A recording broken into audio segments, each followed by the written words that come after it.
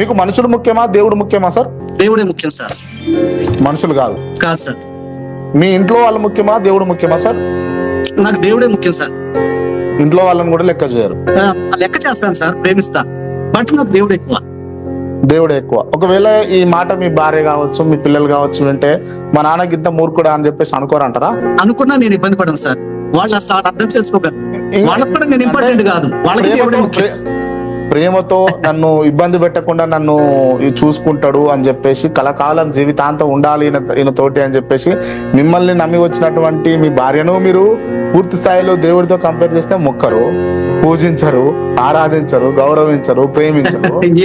పిల్లలు భార్యలు పూజించలేదు సార్, భార్యలు బొక్కట పెట్టి సార్, భార్యలు బొక్కట పెట్టి భార్యలు ఎందుకు పూజించాలి? భార్యలు ప్రేమించమన్నారు, బాగుంది, మాకు బైబిల్ కూడా అదే చెప్తుంది. భార్యలు పూజించలేదు సార్, భార్యలు బొక్కట పెట్టి సార్, భార్యలు ప్రేమించమన్నారు, బాగుంది, మాకు బైబిల్ కూడా అదే చెప్తుంది. భార్యలు పూజించలేదు సార్, భార్యలు బొక్కట పెట్టి సార్,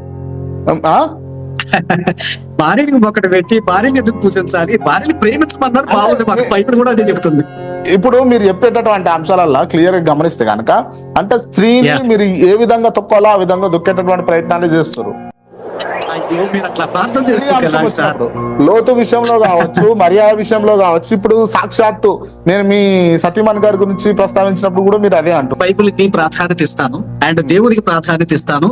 ఆ తర్వాతే నా కుటుంబం అయినా, ఈవెన్ నా శరీరమైన నా దేవుని తర్వాతే సార్.